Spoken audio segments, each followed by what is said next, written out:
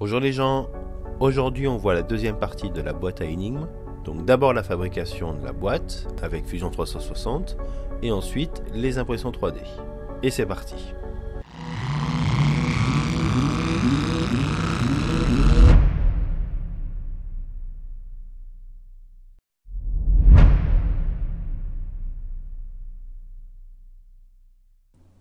On se retrouve dans Fusion 360 et on va créer notre boîte. Donc je vais commencer par créer un solide et je vais faire la partie du dessous.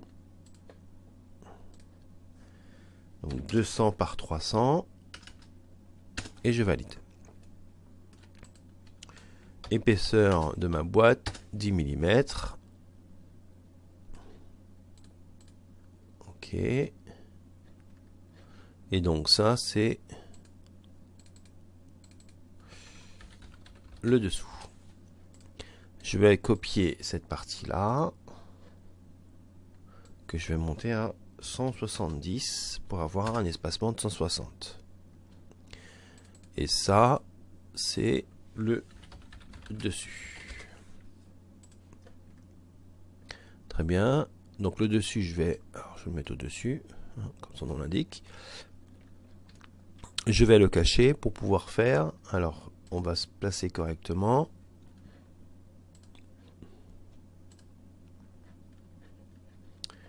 Donc normalement, ok, donc l'arrière est bien ici. Alors on va faire du 30 par 10 et on va faire une hauteur de 160 et évidemment new body. Ok.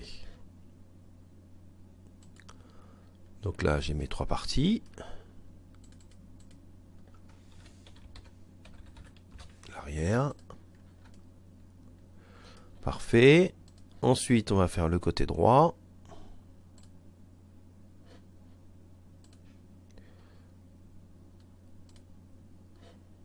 On se positionne correctement. Donc je fais la profondeur jusqu'à la planche arrière. Extrusion de 160. New body. Ok. Donc là c'est le côté droit.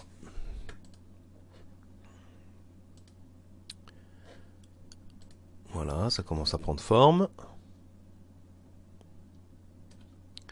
Alors ensuite, on va avoir une partie, une séparation verticale et une séparation horizontale. Alors on va commencer par la séparation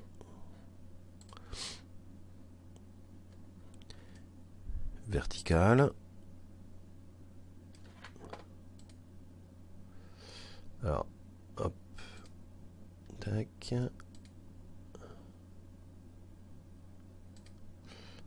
J'aime bien avoir le bon sens. Ok. Donc l'avant est ici. Je me trompe pas.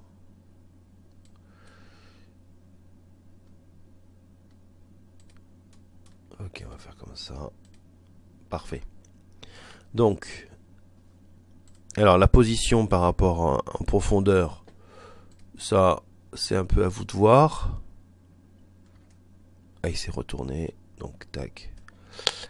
Voilà, donc là l'espacement, c'est à vous de voir à peu près combien vous voulez. Moi j'ai pas mis beaucoup pour qu'on puisse voir les boutons. 75 de haut et new body. Voilà, si je remets le dessous, on est à la bonne position. Parfait, je l'enlève à nouveau.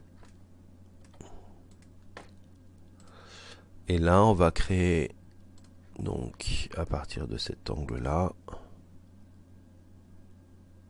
jusque là,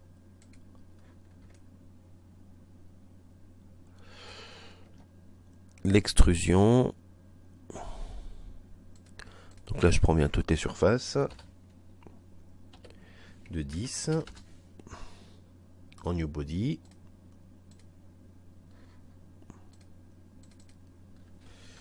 Donc là c'est la séparation verticale. Là la séparation horizontale. Voilà, comme ça ici je pourrais faire les trous pour mettre les différentes bornes.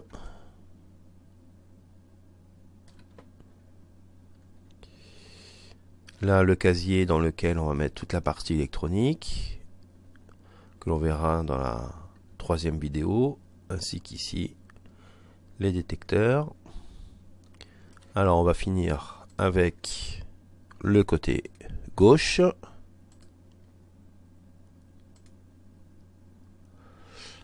Alors le côté gauche, on part de là jusque là pour pouvoir mettre ensuite les portes. Alors en hauteur c'est 160, en new body toujours.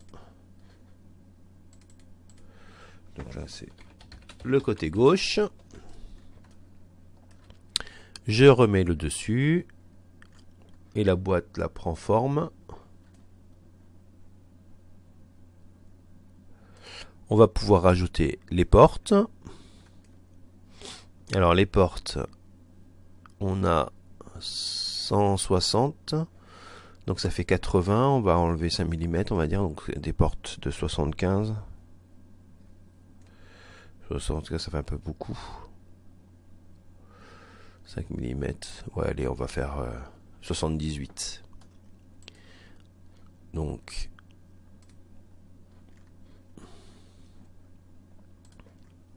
on va partir de là.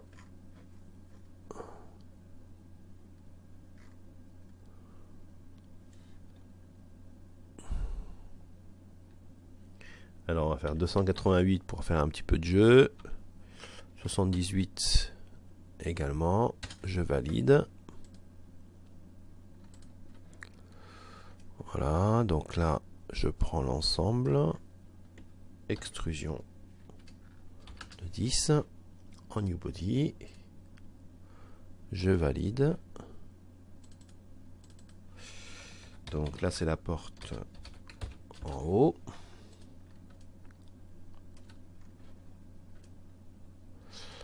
Alors que l'on va déplacer légèrement, on va faire 1 mm en hauteur. Voilà. Et maintenant on va faire une copie.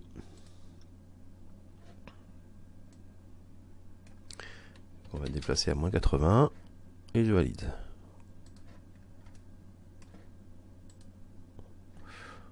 Voilà. Donc là notre boîte est terminée. Donc accessoirement on va reprendre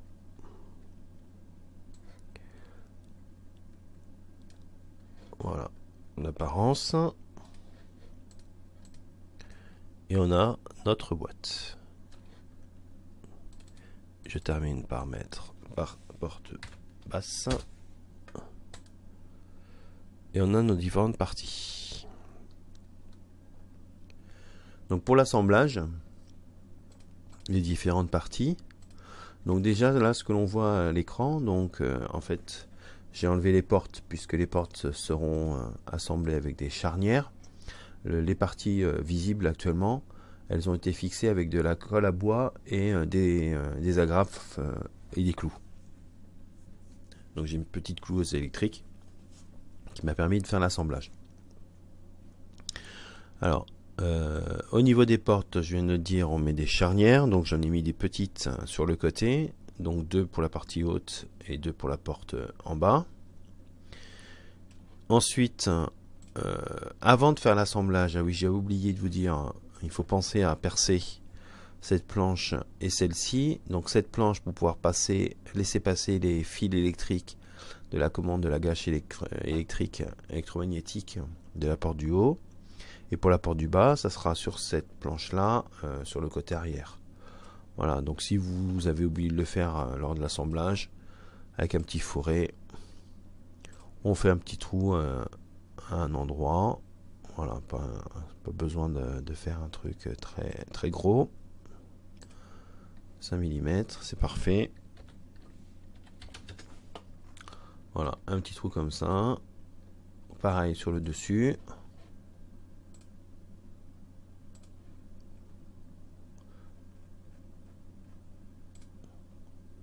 Voilà, après la dimension, hein, vous verrez. Ça dépend des câbles que vous utilisez. Moi, en général, c'est pas des gros câbles. Moins 10, je sais pas ce que j'ai mis. Voilà. Voilà. Et ce qui permettra de faire passer les deux fils ici pour la partie de la porte en bas. Sur cette séparation, pardon, il faut aussi penser à faire des trous pour les fiches bananes. Alors, on va partir du milieu. Allez, pour l'instant, je vais mettre allez, 9 mm. Donc, ici, je vais dupliquer, pas un circulaire, un rectangulaire, ok. Donc la direction,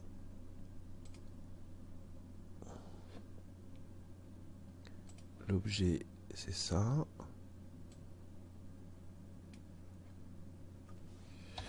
Donc je vais en mettre 6. 120, ça me semble un peu trop. 100, c'était très bien au final. On va faire symétrie. Donc du coup, il m'en faut 11. Parfait, je valide. Et ce que je fais, c'est que je vais garder uniquement les 5 à gauche et les 5 à droite pour avoir une petite séparation un peu plus grande entre les deux couleurs, puisque là on a les fiches noires et ici les fiches rouges. Et on perce. Voilà. Donc là, la dimension de votre trou, hein, ça va dépendre hein, des fiches bananes. À vous de vérifier.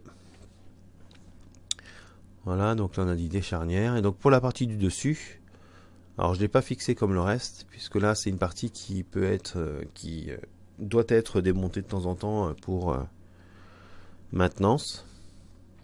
Donc de la partie électronique. Donc ce que j'ai fait, c'est que j'ai mis 4 vis. Voilà, donc j'ai fait 4 petits trous. Voilà, on fait 4 petits trous du 3 mm, 3 ou 4 mm, à vous de voir. Moins 10. Voilà, je fais pareil dans les moins 10, pardon.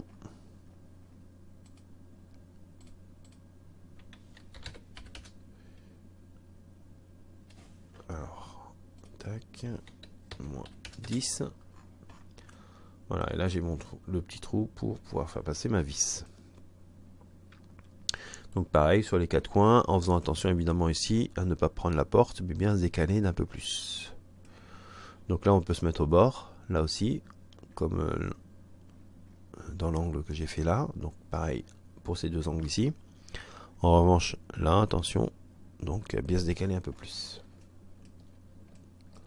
Voilà, et donc pour terminer, je vous mets ici les différentes cotes des différentes planches. Vous remarquerez que sur la vue arrière, il y a un trou supplémentaire, évidemment, c'est pour l'alimentation de la partie électronique.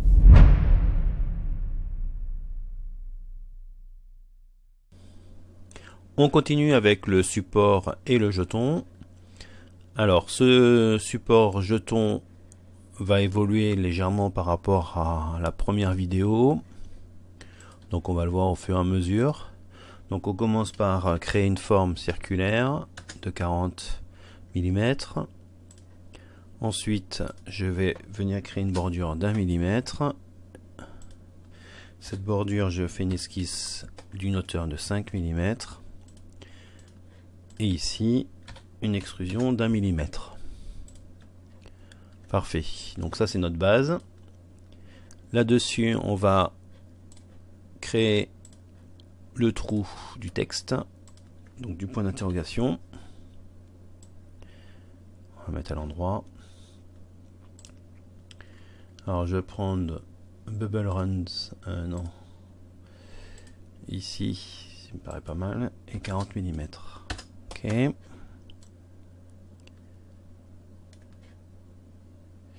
Donc extrusion -1. Parfait. Donc là, le support est fini. On va mettre une petite texture plastique orangé. Ok, on continue maintenant avec le jeton. Donc du centre ici. Là on n'a pas besoin d'un jeu énorme. Le jeton va être inséré à l'intérieur du support. Donc sans forcer. Donc on va laisser 1 mm. Donc 39 ici. Donc on va déjà faire la base de notre jeton d'1 mm sur un new body. Et je valide. Alors j'ai oublié de prendre le petit point d'interrogation. Je vais faire un edit. Et je valide. Voilà, donc là on a notre base. Maintenant on va refaire une extrusion de 9 en new body. Et on a nos deux parties. Donc support, base et partie supérieure. Ok, donc on va faire notre partie supérieure dans un premier temps. Donc là-dessus, on va faire un creux. Alors peu importe le diamètre, vous allez voir pourquoi. En revanche, la profondeur, on va faire -8 puisqu'on avait fait 9 en hauteur. On va laisser 1 mm d'épaisseur en haut. Voilà, donc ça,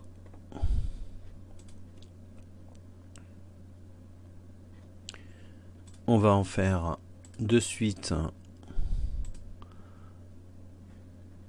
un filetage qu'on va modéliser.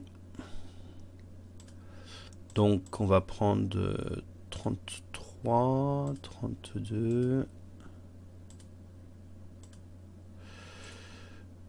35, ça va me paraître un peu grand.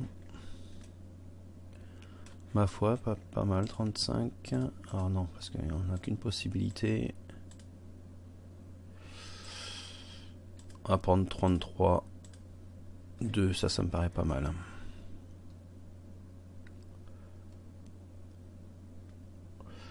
On va tester ça.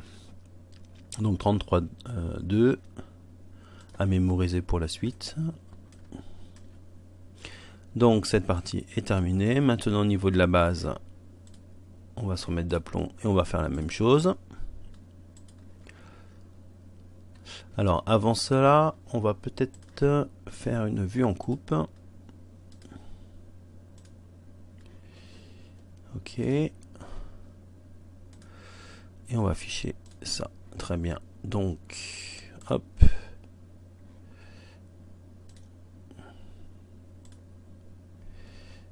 Parfait.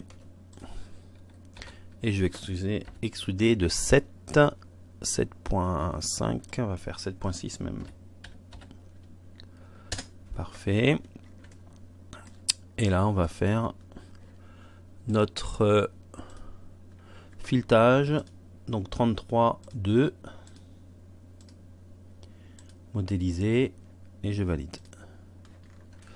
Ok, donc les filetages ne sont pas en face. Donc là, il suffit de prendre la base, de faire un move, de déplacer le centre.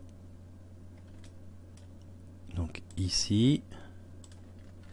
Et maintenant, on va le tourner jusqu'à ce que notre filetage soit bien positionné. Parfait. Impeccable. Alors maintenant on va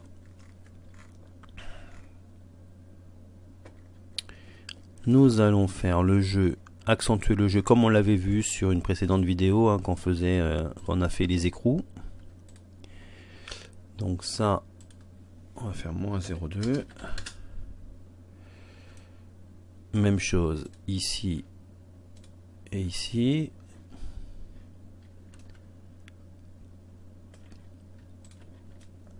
Donc voilà. Donc -0,2. Parfait. Ici, ici Et ici, nous allons créer le filet de 0,2 également. Et même chose sur le filetage intérieur. Filet 0,2. Et je valide. Très bien. Donc là, nous avons nos deux parties. Donc la base et la partie supérieure.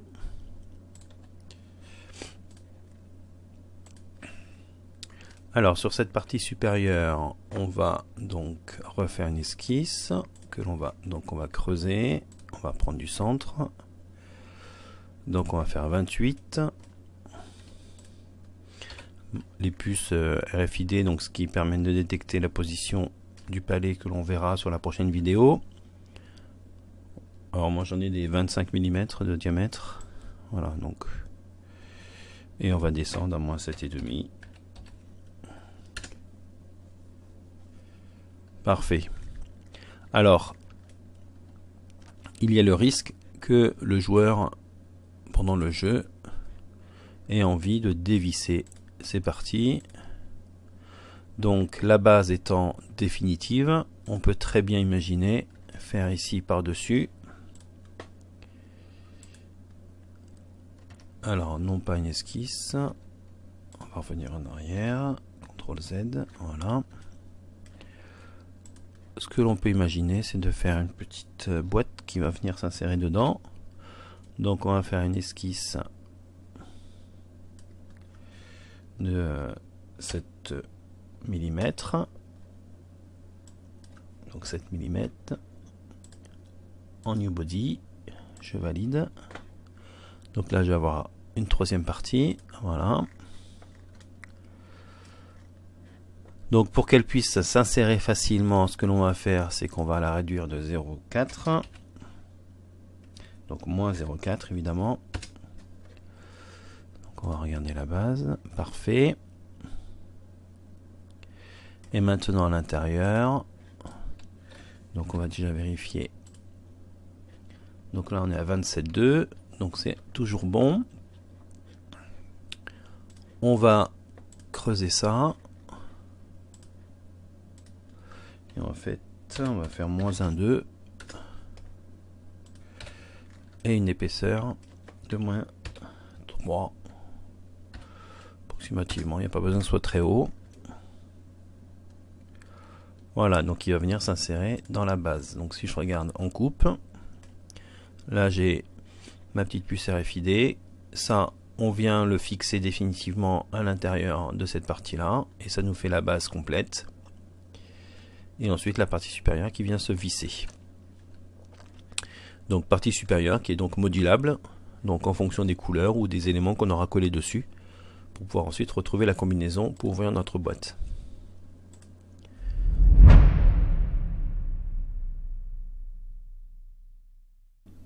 Donc on va commencer par assembler les deux plaques intérieures de la boîte. Donc la séparation verticale avec la séparation horizontale. Donc la profondeur, il n'y a pas vraiment d'importance, sauf qu'il faut quand même que les fiches bananes que vous allez insérer ne bloquent pas la fermeture de la porte.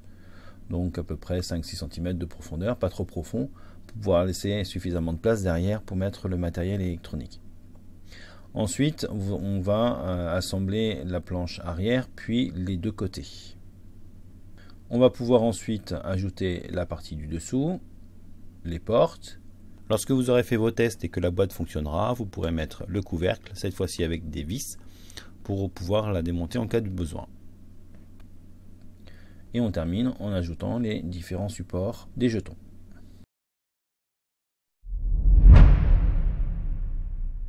Si vous avez des questions, laissez-les dans les commentaires. J'essaierai d'y répondre le plus rapidement possible. Prochaine vidéo sur la partie électronique, le montage et la programmation de la carte Arduino. En attendant, prenez soin de vous. Ciao les gens!